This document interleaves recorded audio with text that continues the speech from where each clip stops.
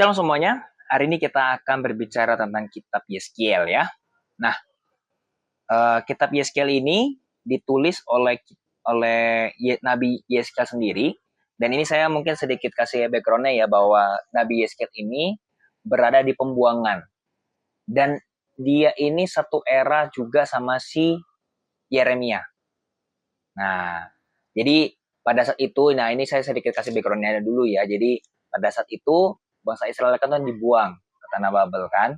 Nah, ketika dia dibuang ke tanah Babel, itu Nabi Yeskiel itu ikut ke daerah Babel itu, gitu. Nah, tapi Nabi Yeremia itu masih di suku Yehuda, itu masih di Yerusalem, masih di Israel. Nah, Yeremia itu berkhotbah untuk yang sisa-sisa ini.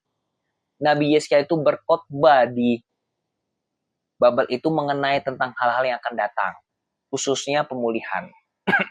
Nah, tujuannya untuk apa ya kita membaca kitab Yeskiel ini? Dari yang pertama itu adalah membantu kita belajar dari kesalahan di masa lalu agar tidak mengulanginya dan membangkitkan pengharapan untuk pemulihan Tuhan di masa depan. Jadi kalau kita baca kitab Yeskiel ini, maka kita diajarkan jangan sampai kita itu masuk ke dalam lubang yang sama. Karena Nabi Yeskiel itu kan dia berkhotbah di tempatnya Babel kan, itu untuk orang-orang Yahudi yang ada di situ. Supaya mereka pun dikuatkan. Sekalipun mereka itu dibuang oleh Tuhan, tetapi Tuhan itu tetap sayang sama orang Israel. Tuhan itu tetap sayang banget sama orang-orang Yahudi ini. Makanya Tuhan utus Nabi Yeskiel ini. Nabi Yeskiel inilah yang selalu berkhotbah, selalu memberikan firman Tuhan, selalu agar mereka itu tetap di jalan Tuhan. Nah, kalau kita baca, kita diajarin supaya jangan sampai punya kesalahan yang sama itu kita terus berulang-ulang. Karena yang namanya manusia ya, pasti kita itu tidak luput dari kesalahan, itu udah pasti. Tapi tidak sedikit orang yang selalu jatuhnya itu ke itu mulu kan.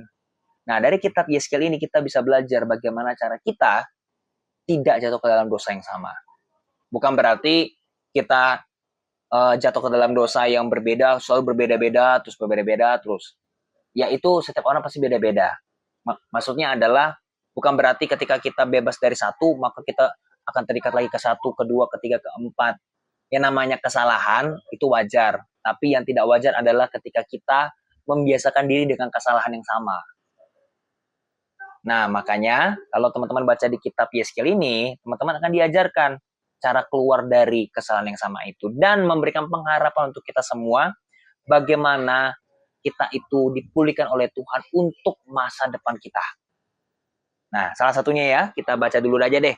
Di kitab Yeskiel ini, di pasal ke-36, ayat 24 sampai yang ke-26 ya.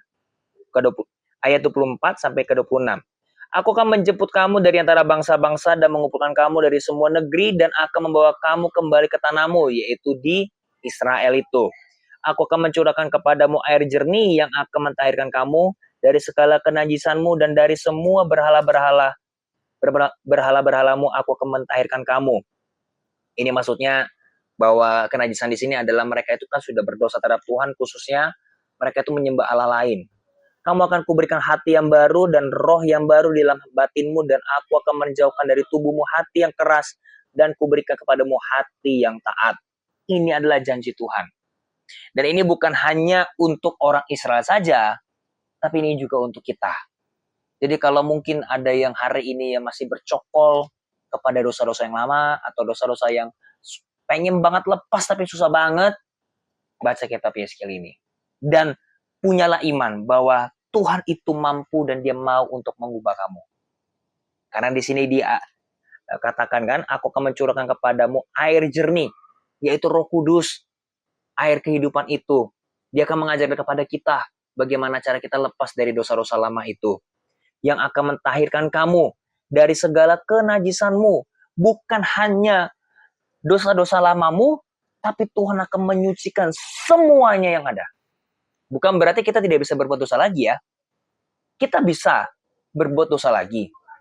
Tetapi untuk nyaman dengan dosa itu, nah itu kita tidak akan pernah bisa lagi. Makanya apa yang membedakan orang Kristen dengan orang yang non-Kristen?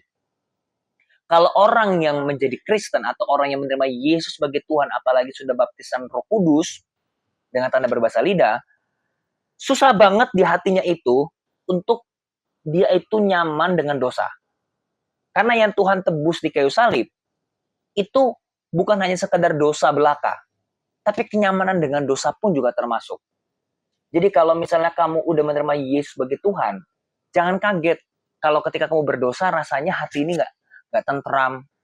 Justru menurut saya aneh banget kalau ada orang yang dia itu berbuat dosa, ini khusus orang Kristen ya, dia berbuat dosa bertahun-tahun, tapi dia nggak merasa itu berdosa gitu loh, atau itu menjadi hal yang biasa. Itu justru bahaya banget. Kalau udah nyaman sama dosa tuh bahaya. Bukan berarti Tuhan itu tidak berkuasa, tapi Tuhan itu bukanlah tipe orang atau tipe Tuhan yang dia itu memaksakan kehendak orang atau memaksakan kehendak dia. Dia nggak kayak begitu. Sekalipun dia maha kuasa, tapi dia memberikan kita kebebasan. Jadi kalau hari ini yang nyaman dengan dosa, cepat-cepat balik sama Yesus. Cepat-cepat balik sama Tuhan. Bukan berarti nanti tunggu waktunya deh. Kita nggak tahu kapan waktunya. Permasalahannya adalah 1 detik pun kita nggak ngerti. Kita nggak tahu nanti jadi apa. 10 detik yang kemudian pun kita nggak tahu. Kalau kita tahu 10 detik lagi kita jadi apa atau kenapa, nggak mungkin tiba-tiba ada orang kecelakaan. Nggak mungkin tiba-tiba ada orang nanti meninggal begitu saja. Kalau orang itu sudah tahu 10 detiknya aja. Justru dari kita baca kitab Yeskiel ini, kita diajarin bahwa Tuhan tuh masih kasih kita pengharapan. Dan fokusnya ketika kita dipulihkan Tuhan, Tuhan tidak akan fokus kepada masa lalu kita. Tuhan akan fokusnya ke masa depan kita. Ibaratnya, kalau kamu datang pada Tuhan Yesus, Tuhan tuh, mungkin kita masih berdoa itu kayak, Tuhan, tapi kan aku dulu begini, aku dulu begitu. Tuhan sekarang kan kayak ngomong, shh, diam. Kamu jangan ngomong lagi masa lalu, itu udah masa lalu. Itu sudah clear. Sekarang, kita ngomongin masa sekarang, dan masa yang akan datang. Nah, Tuhan tuh tipenya gitu. Karena Tuhan itu tidak mau berlama-lama ngomongin soal dosa. Karena kita manusia itu cenderung apa yang sering kita omongin, itu yang akan bakal terus terjadi.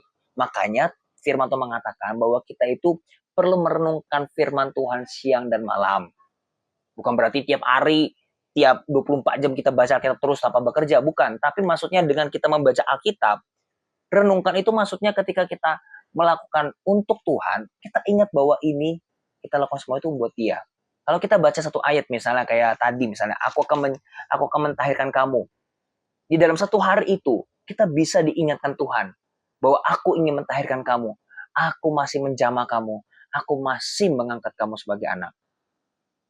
Betapa ajaibnya Tuhan kita itu. Luar biasa sekali. Makanya perlu kita belajar dari kitab-kitab seperti ini ya. Jadi jangan lewatkan kitab Yeskiel ini. Jangan pernah bosan kita baca Alkitab. Mungkin awalnya kita nggak ngerti. Tapi lama-lama kamu bisa mengerti kok. Dan tidak semuanya kamu harus mengerti ini semua kok. Saya juga sekalipun saya sudah habis berapa kali ini Alkitab, bukan berarti saya sudah pro atau saya sudah lulus. Saya pun masih tetap baca sampai sekarang ini. Oke? Amen? Thank you and God bless you.